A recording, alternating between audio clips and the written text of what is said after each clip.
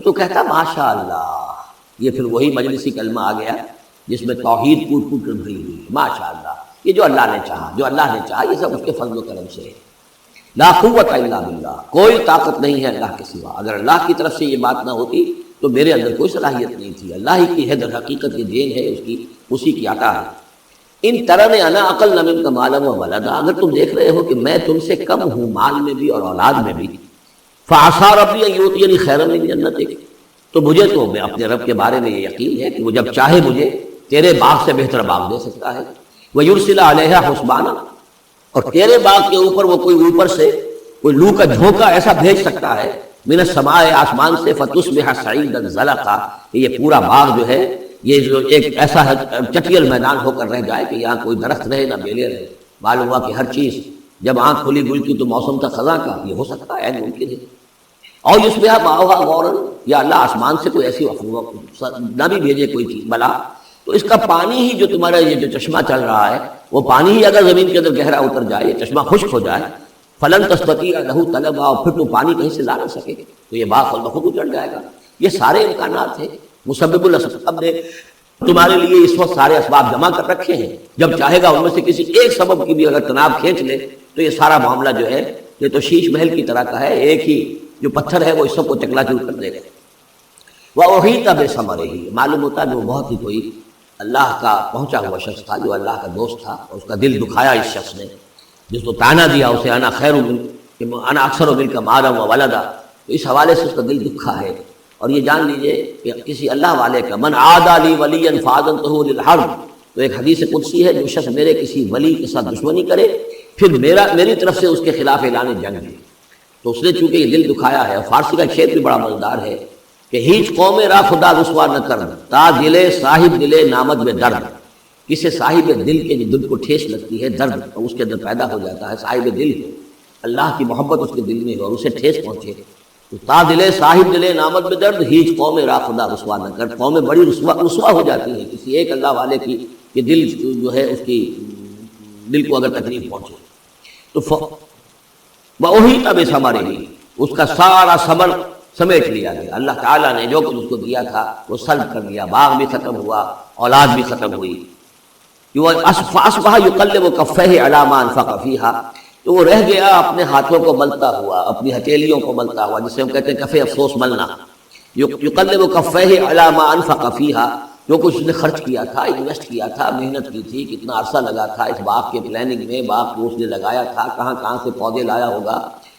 ما انفق فیہا وہی خاویۃ علی عروشہا، اور وہ باغ جو ہے گرا پڑا ہوا تھا اپنی چھتریوں کے اوپر، کیونکہ جو انگور کی بیلیں ہوتی ہیں، وہ ٹٹیاں ہوتی ہیں، چھتریاں ہوتی ہیں، وہ سب اوندھی پڑی. وَيَقُولُ يَا لَيْتَنِي لَمْ أُشْرِكْ بِرَبِّي أَحَدًا، اور اس وقت وہ کہہ رہا تھا ہائے میری شامت، کیا کاش کہ میں نے اپنے رب کے ساتھ شرک نہ کیا. اب یہ کون سا شرک؟ اس پوری اس گفتگو کے اندر کہیں کسی دیوی کا، دیوتا کا، کسی کا ذکر نہیں ہے، کسی کی شفاعت کا ذکر نہیں ہے. یہ ہے ہمارا آج کا نقشہ مادہ پرستی کا. آج کی ہماری ذہنیت جو ہے پوری کی پوری اس رکوع کے اندر موجود ہے. وَلَمْ تَكُنْ لَهُ فِئَةٌ يَنْصُرُونَهُ، اور نہ ہوئی پھر اس کی کوئی جماعت، کوئی اس کی فوج ہوتی جو اس کی مدد کرتی من دون اللہ، اللہ کے مقابلے میں. وَمَا كَانَ مُنْتَصِرًا، اور نہ ہی وہ اس قابل تھا کہ کسی سے انتقام لے. کس سے انتقام لے؟ سارا فیصلہ تو اللہ کی طرف سے ہوا ہے. هُنَالِكَ الْوَلَایَةُ لِلَّهِ الْحَقُّ، یہاں تو حکومت اور اختیار کل کا کل اللہ ہی کے لیے ہے، سچے اللہ کے لیے جو الحق ہے. یہ ولایا ہے واو کے زبر کے ساتھ. والی کہتے ہیں حاکم کو، مالک کو والی، والی سے ولایا بنتا ہے. ولی کہتے ہیں دوست، پشت پناہ، اور اس سے ولایا بنتا ہے.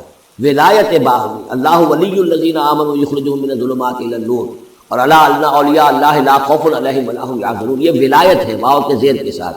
اور والی ہونا کسی کا، فلاں ملک کا والی فلاں تھا، یعنی وہاں کا حکمران تھا، بادشاہ تھا، تو یہاں کی بادشاہی، یہاں کا اختیار، هنالک الولایۃ للہ الحق، کل ولایت اللہ ہی کے ہاتھ میں ہے. هو خیر ثوابا و خیر عقبا، یقیناً وہی بہتر ہے انعام دینے والا، اور وہی بہتر ہے نتیجے کے اعتبار سے، عاقبت کے اعتبار سے. وَاضْرِبْ لَهُم مَثَلَ الْحَيَاةِ الدُّنْيَا، اور ان کے لیے ذرا بیان کیجئے ایک مثال دنیا کی زندگی کے لیے. كَمَاءٍ أَنزَلْنَاهُ مِنَ السَّمَاءِ، جیسے پانی کے ہم نے اتارا آسمان سے، فَاخْتَلَطَ بِهِ نَبَاتُ الْأَرْضِ، اس کے ساتھ رل مل کر زمین کا جو سبزہ ہے وہ نکل آیا. فاصبح حشیما تذروه الرياح۔ اب یہ ایک لمبی بات ہے جسے مختصر کیا گیا کہ پھر کچھ عرصے کے بعد وہ سبزہ جو ہے وہ زرد پڑ جاتا ہے، پھر دھوپ کے اندر سوکھ کر پیلا ہو گیا، پھر چورا چورا ہو گیا، پھر وہ چٹیل زمین کی زمین رہ گئی۔ تو زندگی کا یہ سمجھیے کہ جیسے فصل لے لیجیے، کھیت کے اندر آپ نے بیج ڈالے ہیں، ہل چلایا ہے، پانی دیا ہے، اب فصل ہے، لہرا رہی ہے، ہریاول ہے، بڑا دل خوش کن منظر ہے۔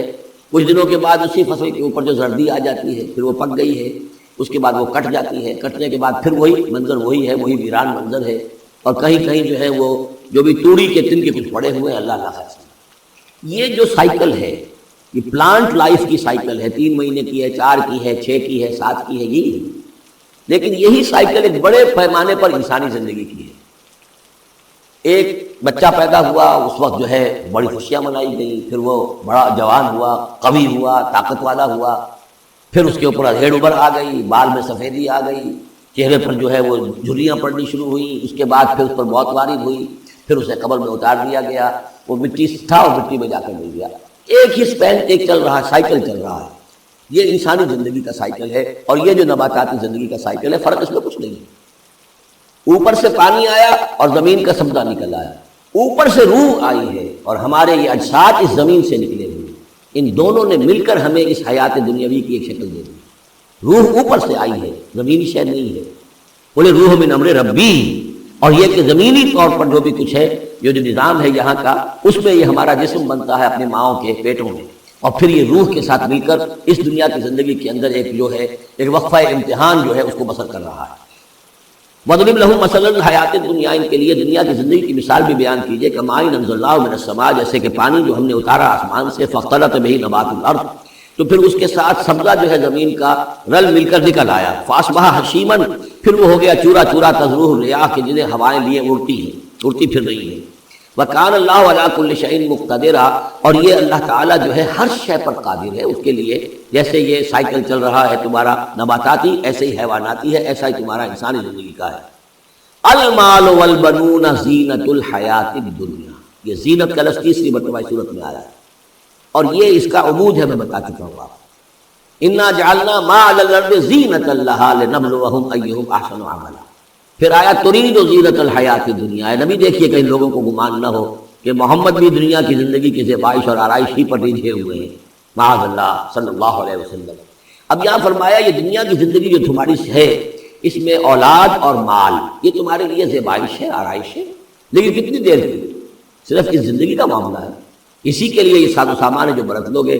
یہ رشتے جو ہے یہ بھی یہاں ہی کے لیے ہیں، آخر میں تو ظاہر بات ہے کہ پھر جو ہے تمہیں اکیلے جا کر پیش ہونا اللہ کی عدالت میں، نہ کوئی باپ تمہارا ساتھ دے گا، نہ کوئی بیوی ساتھ دے گی، نہ کوئی بیٹا ساتھ دے گا۔ کلہم آتی ہے یوم القیامت فردا، اگلی سورۃ جو ہے سورہ مریم، اس کے اندر یہ بات آ گئی، اکیلے جو ہے پھر وہ اپنا پورا محاسبہ جو ہے اس کو فیس کرنا ہے۔ المال والبنون زینت الحیات الدنیا، مال اور بیٹے یہ دنیا کی زندگی کی رونق ہے۔ والباقیات الصالحات، باقی رہنے والی تو نیکیاں ہیں۔ نیکی کوئی کمائی ہے اس 30 سال میں، 40 سال میں، 50 سال میں، تو ان کے لیے بقا ہے، مال کے لیے کوئی بقا نہیں ہے۔ الباقیات الصالحات خیر عند ربک ثوابا وخیر عملا، وہ یقیناً بہتر ہے تیرے رب کے نزدیک ثواب کے اعتبار سے، بدلے کے اعتبار سے بھی، اور توقع اور امید کے اعتبار سے۔ امید اگر کوئی لگانی ہے تو یہ مال اسباب سے نہ لگاؤ، امید اگر لگانی ہے تو اولاد سے نہ لگاؤ، امید لگانی ہے تو کوئی نیکی اگر ہے اور آخرت میں اس کا اجر و ثواب کی توقع ہے تو تمہارے لیے سہارا جو ہے اصل بننا چاہیے۔ وَيَوْمَ نُسَيِّرُ الْجِبَالَ، اب یہ قیامت کا نقشہ کھینچا جا رہا ہے، اور جس دن کے ہم چلائیں گے پہاڑوں کو، وَتَرَى الْأَرْضَ بَارِزَةً، اور تم دیکھو گے کہ زمین بالکل ننگی ہو گئی ہے، کوئی اونچائی نہیں رہی، کوئی نچائی نہیں رہی، کوئی اونچ نہیں، کوئی ٹیڑھ نہیں، کچھ نہیں، سیدھی چٹیل۔ پہاڑ چل جائیں گے تو آئی بات ہے کہ یہ اونچائیاں ختم ہو جائیں گی۔ وَحَشَرْنَاهُمْ، اور ہم ان سب کو جمع کریں گے۔ وَلَمْ نُغَادِرْ مِنْهُمْ أَحَدًا، اور ان میں سے ایک کو نہیں چھوڑیں گے، کوئی بھی نسل انسانی کا جو حضرت آدم سے لے کر اور قیامت کے آخری ساعت تک جو لوگ بھی پیدا ہوں گے سب کے سب موجود ہوں گے۔ وَعُرِضُوا عَلَىٰ رَبِّكَ صَفًّا، وہ پیش کیے جائیں گے اپنے رب کے سامنے صفیں باندھے ہوئے۔ لَقَدْ جِئْتُمُونَا كَمَا خَلَقْنَاكُمْ أَوَّلَ مَرَّةٍ، یہ پہلے بھی مضمون آ چکا ہے، آ گئے ہونا ہمارے پاس جیسے کہ ہم نے پیدا کیا تھا پہلی مرتبہ۔ پہلی مرتبہ کب؟ عالم ارواح، وہ اکٹھے تھے سب کے سب۔ بعد میں جو دنیا میں پیدائش ہماری ہوئی ہے یہ تخلیق ہے دوسری مرتبہ، یہ زمینی تخلیق کے ساتھ روح کو جوڑ کر جو ہے یہ ہمارا در حقیقت یہ تخلیق ثانی ہے. تخلیق